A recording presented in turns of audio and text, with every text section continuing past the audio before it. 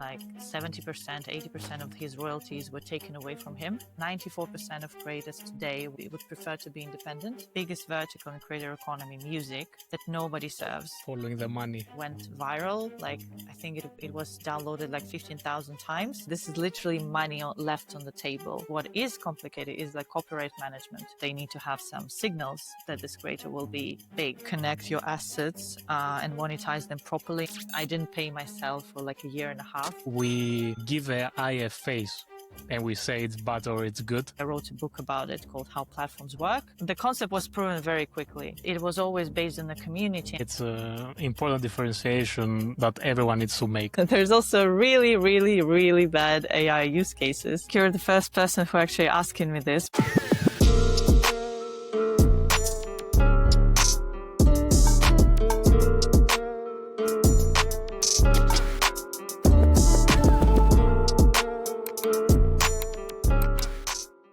Here we are, VentureTales episode 4 with our first female guest. Thank you, Alina, for joining. For those who don't know you, Alina is the co-founder of Korda.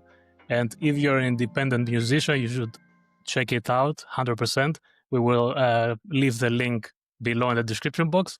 So Alina, if you can introduce yourself. Of course. Well, first of all, thanks for having me. My name is Alina. I'm co-founder of Korda, and Korda is an all-in-one music business platform where independent musicians can do everything from creation to monetization in one flow. And a bit about my background, how I ended up here. I had quite a long career in a corporate world at Google for 7 years, and the majority of my time I spent at YouTube. And I grew from a product operations manager to go-to-market lead to then product manager. And I was also part of YouTube Music launch.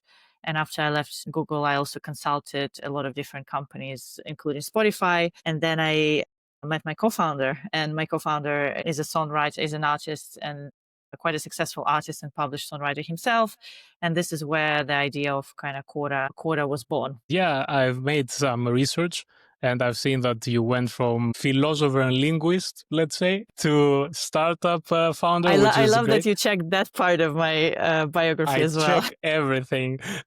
Yeah, let's start from kind of the beginning. When it comes to business, of course, I've seen that from a young age you were managing quite big teams. I saw that you were involved in some conferences in a young age where you had dozens of people under you and trying to organize events. And how challenging was this while you were young, trying to manage big teams?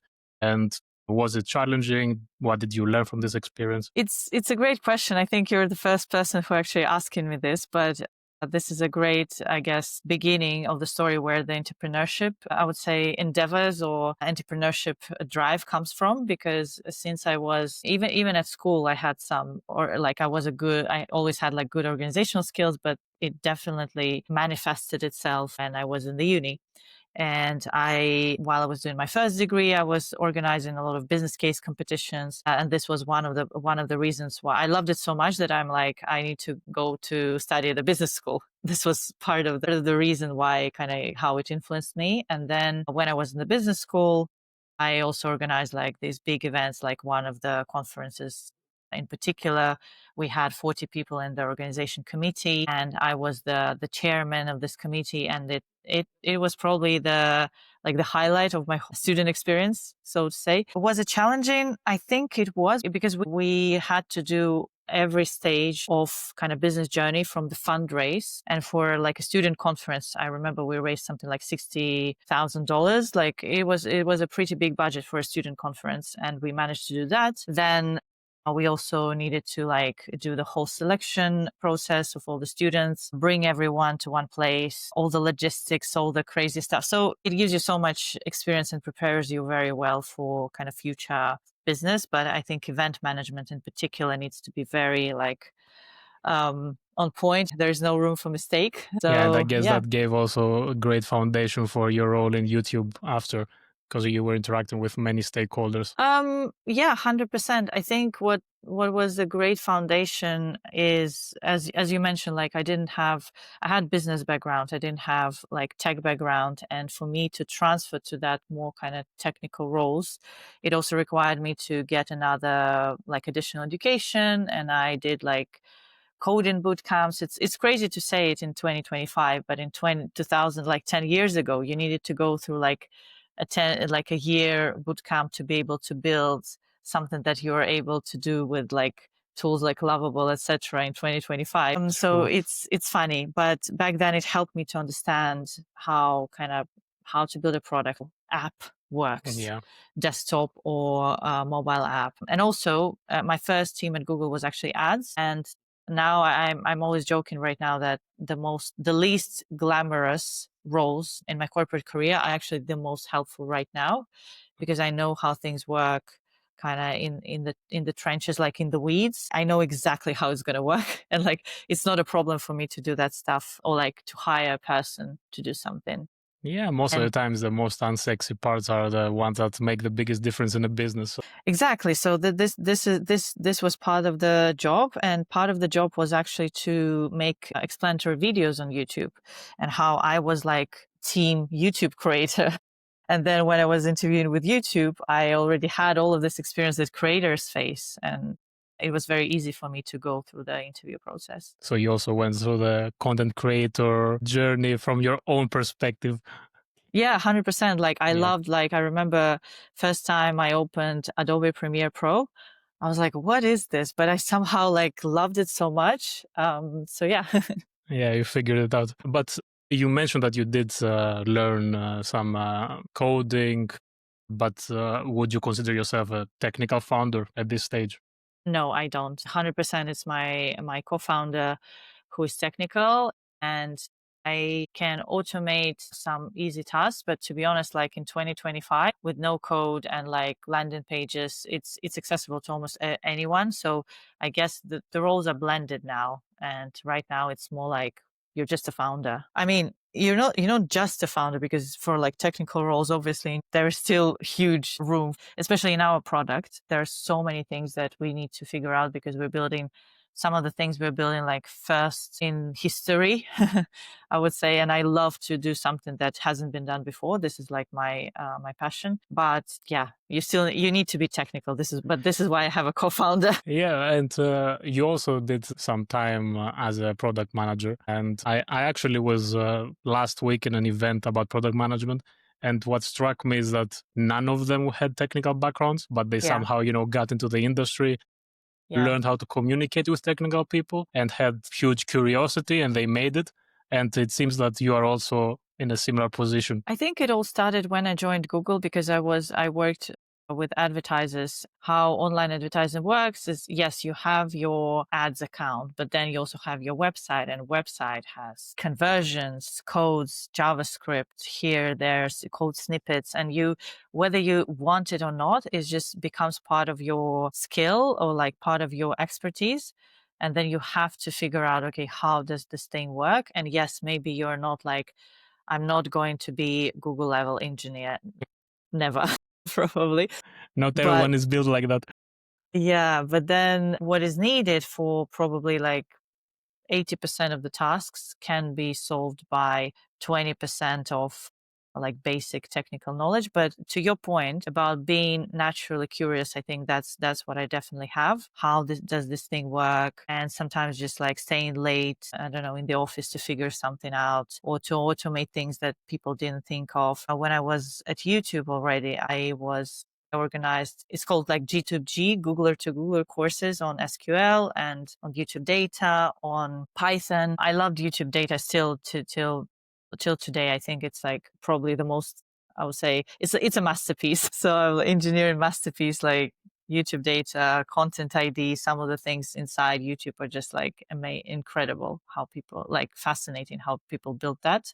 Obviously it's like years of work, but this is where, I don't know, it's just you become so fascinated with those things, and you love them, and you're like, yeah, cool. It kind of comes naturally to you? And last but not least, I know it's a very long answer, but I was so in love with all of this stuff that I even like recently I wrote a book about it called How Platforms Work, just to explain these things in simple words. But to your point, it's just like if you love something and it's you're naturally curious. And I think, I guess, advantage of being non-technical is that I can explain those things to non-technical people in simple words, because engineers sometimes explain things in such a complex way. You're like, this is not what a user needs. It's great because it would lead also to my next point, which shows, I think, this characteristic of yours, because yes, you have a product background and conferencing and all these things, but then we go to your next venture where you build a community, which is another beast of itself. And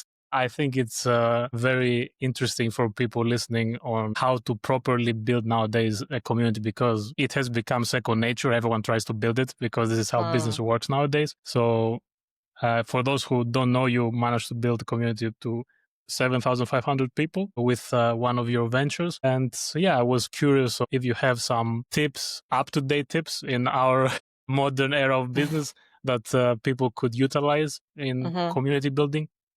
Oof, that's a great question, and it's very multi-layered question. So I'll give a bit of context. In 2018, I started like a mentorship platform called Verb, etc. Started like it started as a mentorship community. It started actually with me when people started to reach out asking for career advice, like, can you help me to write my CV? Can you help me to go through the interview process? Oh, you went to Google. How did you get in? With all my background coming from nowhere, people were quite like, oh, how do I do it? Even like coming from a good school, I still need some tips and tricks how to get in. And I started doing it for free, but then I understood that I'm doing it at least like once a week. I'm consulting someone. And then I'm like, okay, I'm going to start like doing this consultancy to charge little fee for it. Then I understood that I need more mentors because, for example, I'm not an engineer. I can't be a mock interviewer for algorithmic interviews or system design interviews. So I found those people. Then we started doing courses, and it kind of grew more like ed tech business. But it was always based on the community, and it was my personal Telegram channel where I started to share tips, tricks, advice on how to get into basically big tech companies. And that worked for some time. When I left Google and in general, I transferred into entrepreneurship. I think now it's also evolving, but I think I managed to build relationships with my followers so that they are now interested in my journey as well. And I just yesterday, I randomly bumped into someone who reads my channel from like 2020. And I was like, oh, wow, you must have been through so many ups and downs with me. So, yeah. But did it grow mostly through word of mouth, or did you actually use any strategy or ads to grow it? I never invested a penny in marketing, not a single penny. However, first like 6 months, it grew organically. Then I started doing like webinars. Basically it was word of mouth. But then I think big growth also came from Giving free value, basically. like sharing stuff. Let's say when the war between Russia and Ukraine started, I just like gathered one spreadsheet of people who could do referrals for people who were leaving those countries and looking for jobs in Europe and in the US and across the globe. Basically, people were evacuated and they needed jobs in the UK or like anywhere else. And that spreadsheet went viral. Like I think it was downloaded like 15,000 times. And I was like, okay, this is absolutely pro bono work. This is my personal network, but I can help with something. So I was like in the right place, and that was my contribution. Fast forward, we are in today with Korda. How did this idea come to you? Do you remember like the moment you're like, okay, the system is broken, someone needs to fix it?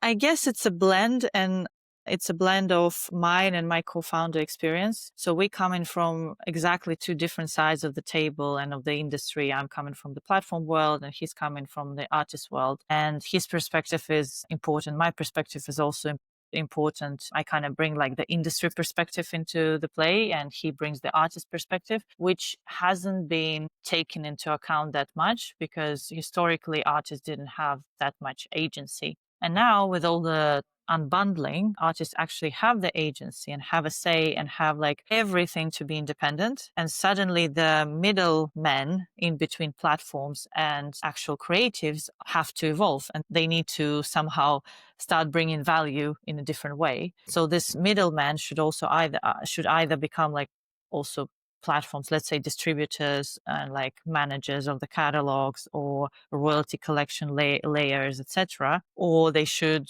I don't know, be creative partners and deliver value in some other way. So it's the whole question: what is going on there? So because we've been targeted to build like tech business. We decided that we're going to be the first one, like how to become an effective tech layer for someone who wants to be independent, and for their teams who also want to maybe focus on more creativity, but just to offload these boring tasks, admin tasks that were previously mostly administered by labels, let's say, or some other parties in the industry. And they took, and let's say, I'll give you an example. My co-founder's contract was something like 70%, 80% of his royalties were taken away from him.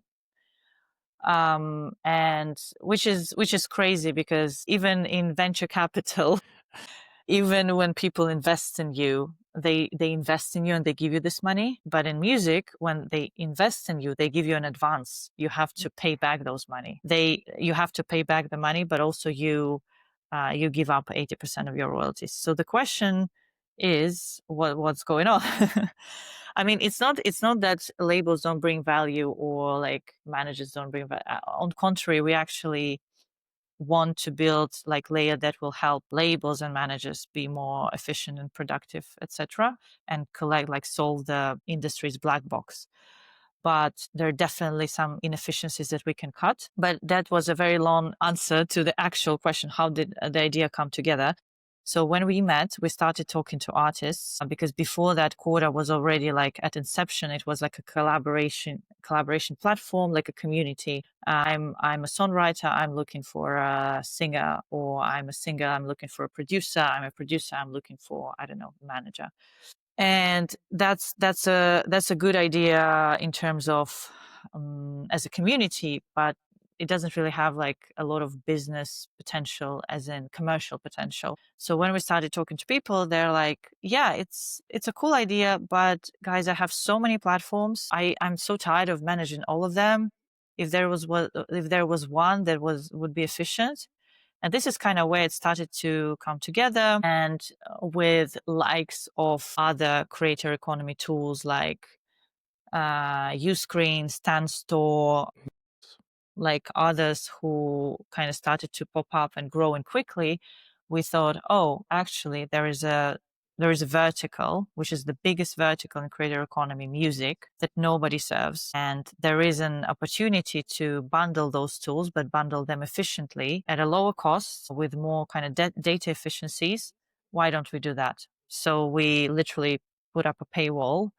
We saw, I don't know, 50 Stripe cards in the next couple of weeks, and we we're like, okay, so looks like there is something. There was a wait list, and I'm like, okay, we should at least, like, we turned into the right direction. That was the rest is, I mean, it's not like rest is history. Our history is still in progress, but the concept was proven. The concept was proven very quickly, yes. And obviously the execution in music is quite challenging. That's true. But then also us a year ago and us as a team and us now, like two different teams. We're so much more kind of knowledgeable right now that I'm more optimistic. Yeah, that's great. So you actually read my mind, because I think I could tell when I was looking at your website that you took inspiration from Stan. Is it the case? We looked at Stan, but also we looked at Stan in terms of founders branding, just because I knew Stan long before Stan kind of popped up on our radar as a business. So I just knew, like they're doing great stuff. And I was in contact with other tools in the creator economy, and I thought, oh, that's cool. But also Stan is not 100% our inspiration. I'll explain why. Because Yeah, of course. our audience and Stan's audience are very different types of kind of people. So, and they are more kind of entrepreneurs, they are more business driven, etc. Musicians are not like that. Musicians is quite a different audience that you really need to serve in a different way. And it's really hard to like, there are some particular tools in music and the way music industry works that you need to like have this expertise. But what was good about Stan as a reference is that it's a verticalized solution, and at least we could try to do that for in music. Yeah, But and going also, also in the yeah, cost-effective solution. cost effective, but also what Stan doesn't have and what they won't have and what we are gonna have is the data layer between data layer that we were just discussing it today, like a data layer to connect your assets and monetize them properly in music, meaning your recordings, your compositions, and other types of licensing. And there will be more needs for other types of licensing in the future. So we actually working on that as well. So it's kind of, it's not just a SaaS tool. It's kind of, we're building the infrastructure underneath that will help us become like a bit of like Stripe where you can manage all of your money ops on Korda. Yeah, that's interesting. I was wondering, this also brings kind of a burden, let's say, of education, right? Because a lot of independent artists might not know about even the existing tools or what are the capabilities that they could have. So you have to, at some cases, not always, educate them on what are the benefits, why they should choose to have this infrastructure. Have you thought of this as a challenge?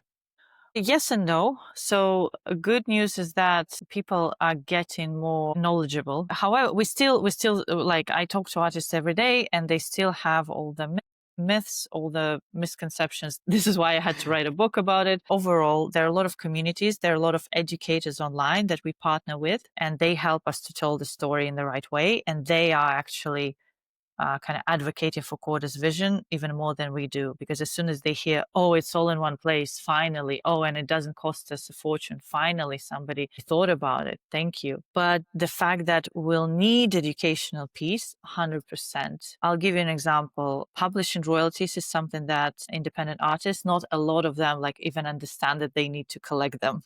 And this is literally money left on the table. It almost should be not just the education. It almost should be built in product so that they don't have to be educated about it. Like tool and technology has already thought about it for them. Like we have already thought about it for them because how it looks right now, people are so intimidated with understanding all the intricacies with like publishing that they're just like, oh, I'm just not going to do it at all because I don't understand it. But what should happen and what should happen in product, not in some kind of educational materials are fine. I'm actually all for like, I've been doing custom education since I joined Google. But what we need to do and what's the challenge is to how to make it simple in product for people not to read another book on royalties and law and music law, because this is not how it should be. There should be technology that like, there should be a platform that read like Stripe essentially kind of sorted out it for everyone. So like read every single legislation, their own data layer to make sure that for the majority of countries, for the majority of the merchants, you can set up your Stripe account. So we should do the same. Yeah, Like so we this is the should, vision. yeah, this is the vision that we figure the stuff out so that other people don't have to read these lengthy books and hire expensive lawyers, that it's already built in. You touched upon, the law part, and I understand that it can be a very tricky and complicated matter from a compliance perspective and regulatory perspective. Mm-hmm. How do you manage this? Because I assume you accept creatives from all over the world, right? You're not Yeah. limited to a country. So this, I guess, brings a lot of complexities within your operations and growth, or is it simpler as I think? Because in my mind, this is like a whole web of Mm-hmm. complicated law and this and that. It's actually easier than it sounds, but what's complex is copyright. Money related side of things is not that complicated, or registration wise it's not that complicated. But what is complicated is like copyright management. It has been, it will be, but our job is to simplify it as much as possible. Things that are challenging, maybe it's not challenging for me because I've seen it at like one of the biggest platforms in the world. So it's like, yeah, it's fine. But how it works is you need to make sure that all the music uploaded and distributed through us doesn't violate anyone's copyright. For publishing, it will be the same. We need to collect all the proofs from ops perspective that this song was written by this person. There are more challenges coming with AI. So in general, there are some, I wouldn't call them challenges. It's more like, I think if you think of something as a challenge, it will be a challenge. So I think of these things as more like they're just like ops tasks that we need to figure out. But we have figured out majority of them. There will be more coming with AI, but we're also in process. We just like wrote down our like AI plan, what are we going to do in terms of making sure we protect the creators and creator economy. We verify people and validate who wrote the song or like whose voice it is, etc. But this is obviously not a like Q1 plan. This is probably several years plan. But from an operational perspective, are you currently utilizing any AI to scrape, let's say, platforms in order to identify that there's no copyright claim, or you rely mostly on disclosures from the creatives and other stakeholders? No, we're doing scanning for like when music is uploaded. We do collect like identification documents. We're basically doing what other platforms do. But it's not about what we do now. It's about what we would need to do in the future to make sure that, Yeah. let's say, voice cloning or some other stuff doesn't come through. Because for copyright checks, I would say humanity has solved this. But for like future challenges, that's going to be interesting. Yeah, I actually caught myself yesterday listening to an AI cover from 50 Cent. And I'm like, at some point, Exactly. because we had this discussion today, I was thinking, okay, who's going to get paid for this? But I guess Mhm. this is still to be determined. Let's go to AI since we started it. We talked about, the challenges that it brings to the music industry. But do you see any, benefits that not from your perspective necessarily, but from the artist? Can Mhm. it help creativity? Does it kill creativity? There is, a lot of discussion and many perspectives. I'm curious to hear your opinion on that. That's a great question. This is my personal opinion, not Korda's opinion, but it kind of like it influences Korda's opinion as well. Basically, AI can be used with different intention. So it's an intention question rather than tool question, meaning there is bad AI and good AI. So good AI used for creativity, for like I don't know, mastering tracks, adding additional, like even writing music. It's all fine if you're really intentional about what you're creating, that you want to express yourself and your vision. And for example, for people who didn't have like formal musical training, I didn't have any training in music, but if I want to create a song tomorrow, that's great that there are tools that unlock this for me.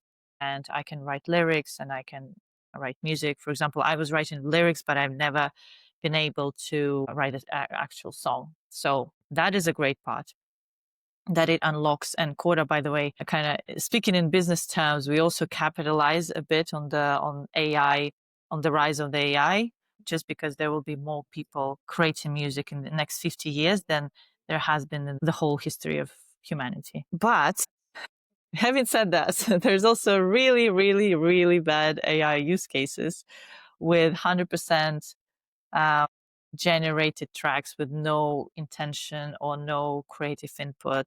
And the challenge is how to identify those. And the challenge is to decide whether those songs and people should be part of the creator economy, because maybe they can be uploaded, but then should they be monetized? Should they be monetized in the same way as people who are actually live musicians and were playing, putting like a lot of effort in making this music? Or is it all about just music that catches your ear and that's it, and we don't care? So there are a lot of these questions. For us, the task is less emotionally charged because it's easy for us to identify like good AI creator from bad AI creator, like good use of AI versus bad use of AI. But if you're in the platform world right now, writing monetization policies, this is where it's really interesting. We will for sure follow those policies as we distribute music, but also we also decide ourselves whether we consider this person as a good like participant of the creator economy, or like a fraudster who just wants to game the system. So fraud and all that stuff and infringement is obviously not, we don't have place for that. Yeah, it's an important differentiation that everyone needs to make, that it's a matter of intention. But, we're now in an era with, we give AI a face and we say it's bad or it's good. But as you mentioned, it's the way you use it, like everything else in life. Yeah. Talking about some trends, I was wondering if there are any other interesting trends that you see in the music industry, whether it's independent musicians or if it's royalties or anything else that kind of goes under the radar, but it's a big deal in the industry. I think in general, independence is a big deal. And I think people underestimate it a bit. 94% of creators today would prefer to be independent. You can't argue with that. But also something that I've seen this in video creators world, where people were coming from, in the beginning, there were structures and agencies and multi-channel networks, and everybody wanted to join. Everybody wanted to be like part of something.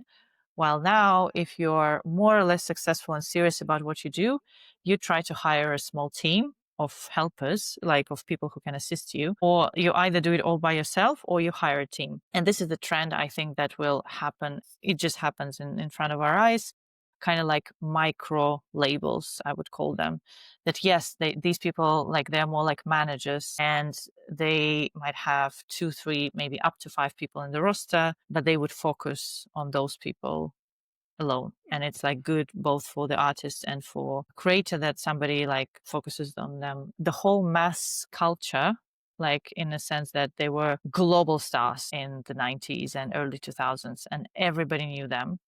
So I think that trend is also, it's not like it's going away, but it will be really, really hard to become like a global pop star. They still will exist, but it will be really hard, just because our attention span, algorithms and everything kind of made the long tail more kind of powerful.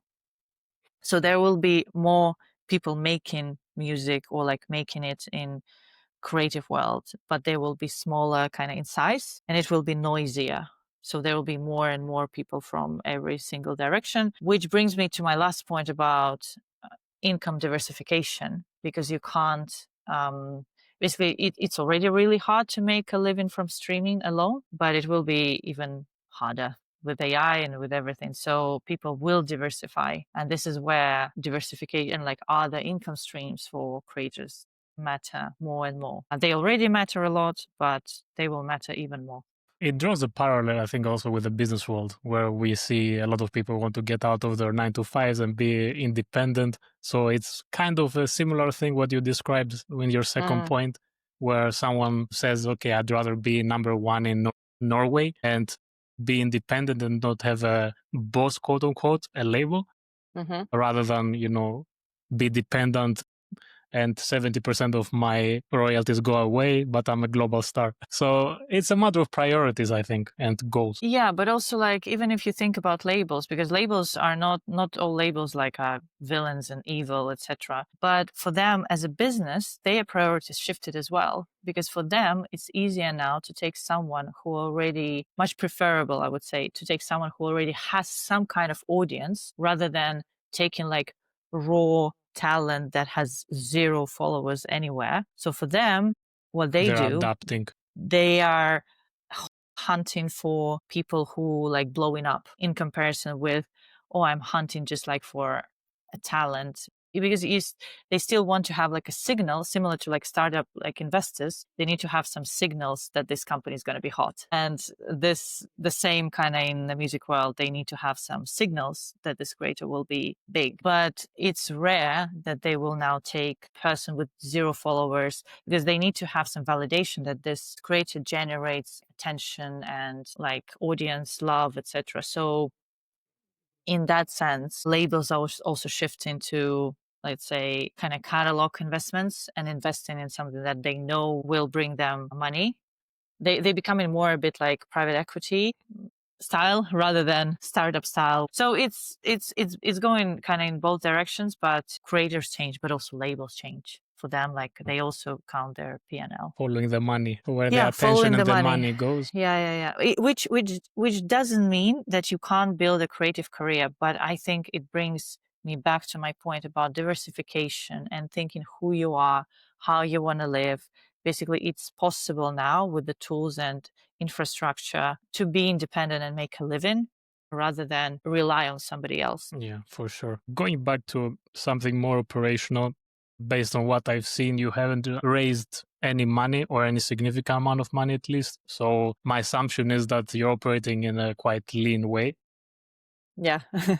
So with that, like with everything come good things. You are quick, you are flexible, but then you have some constraints. Do you think that a company like Korda can bootstrap to a certain level, or would you require in the future some type of funding? So to be fully transparent, we raised the round, but it's an angel round. So we are very lean and extremely frugal. Like we want to call ourselves like we're a bit like a cockroach company that will never die. And this is probably the power of our team, that we're like 100% aligned on this. That we're like, we'd better, I don't know.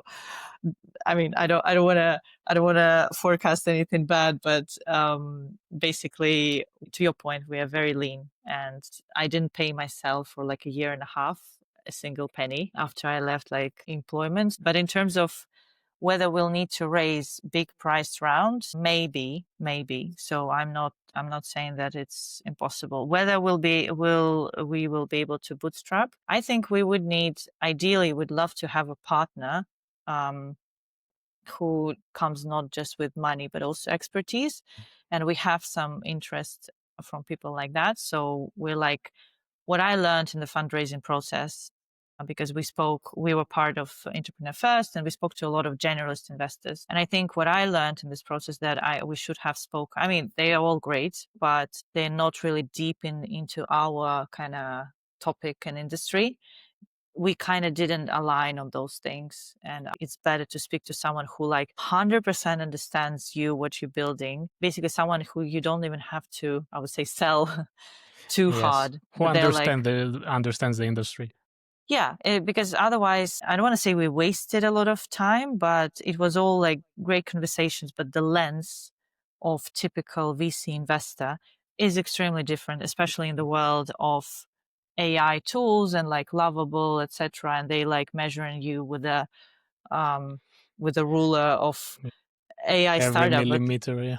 it's not applicable to us. And but it doesn't mean, basically, the fact that we don't fit their ruler doesn't mean that we are a bad business. Yeah, of course. In your case, I think it would be even better if you get multiple angels who are in the industry, and Mm. they might bring less value from a monetary perspective, but they can bring immense value in everything else. Yeah. Yeah. As you mentioned, you haven't paid yourself for a long time. You were still on YouTube when you started your community. Still had your community while you started Korda. So you were always multitasking. And I was wondering, was this for security, for financials, or was it for you wanted a proof of concept? What was the driver behind this thought process? Because it's way more difficult to balance multiple things. I always was entrepreneurial, and I always wanted to start something and have something of my own where I have control over things. I think that was probably the biggest motivator to start something by myself. Like, I'm not a corporate person as much as it might seem, but like coming from not having like European passport also forced me to stay in corporate Korea for visa reasons, being very like open.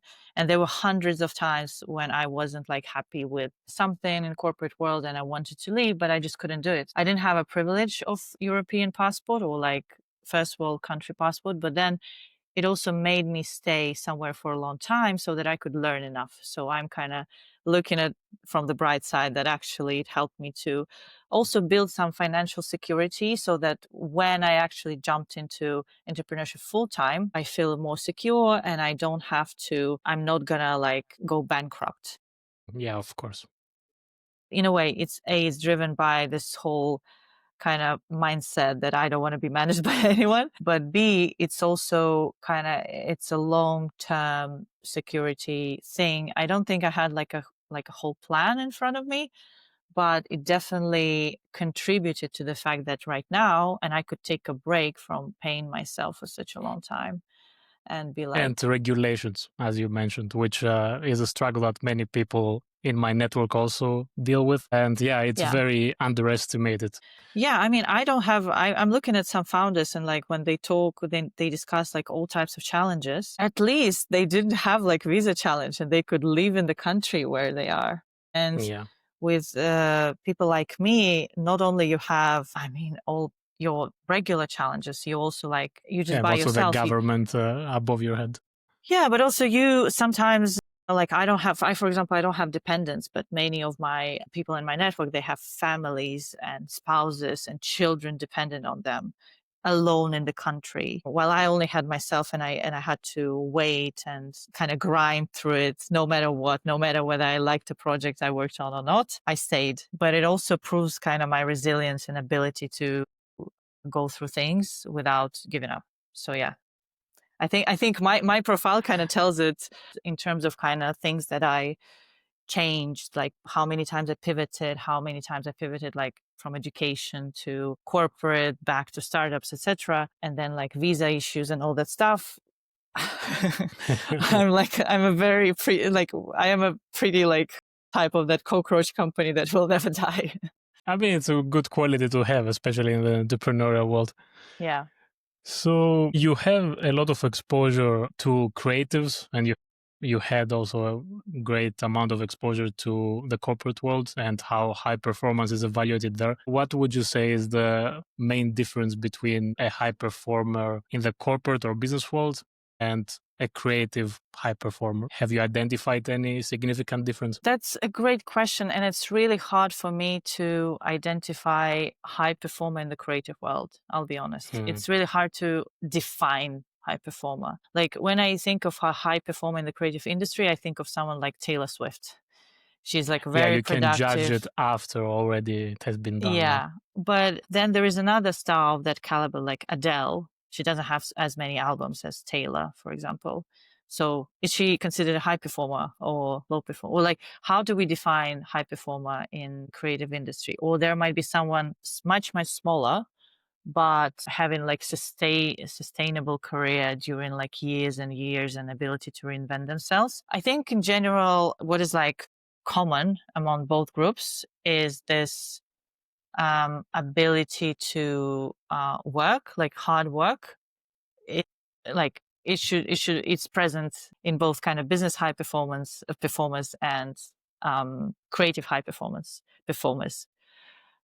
But then also, I would say that for creators, it's much, much, much more important to love what they do, no matter if they're going to be paid or not, they're going to do it. But like for successful entrepreneurs, the main motivation is not just to create, but also to make money. But it's still common that like some of the most successful projects are born not out of um like desire to earn money, but more like I really want this thing to exist, or I really want to make this happen. I know how to help people. It's all about, I don't want to, as you mentioned in the beginning, that I'm a bit of a philosopher. So it's about serving people in both ways, in both cases. Like as a creator, you serve people, you just serve more of their like emotional needs, and as a business, you serve more like pragmatic, down to earth, everyday needs.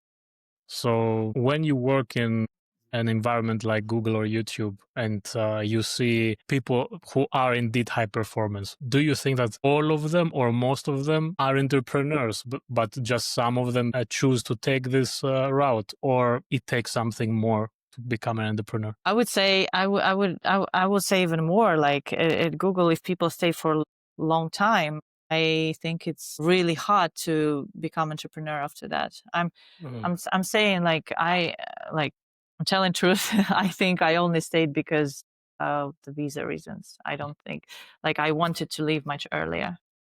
It doesn't cultivate the same amount of urgency as an entrepreneur would have. No, 100% no. It's a great school, and especially if you build in something of that scale, working for a big company like Google, Amazon, Facebook is great. Or if you serve in same type of clients that they serve, and you're like, let's say in B2B, and you worked like, or in my case, where I had to work and go through every single, basically, for example, for YouTube, I think I know. I don't want to say I know everything, but I know everything. Yeah.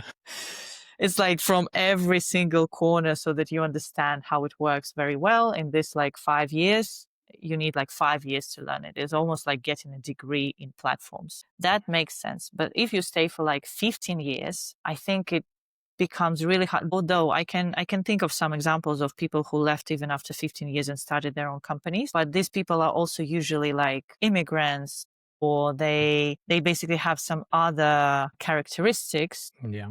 And other Or drivers.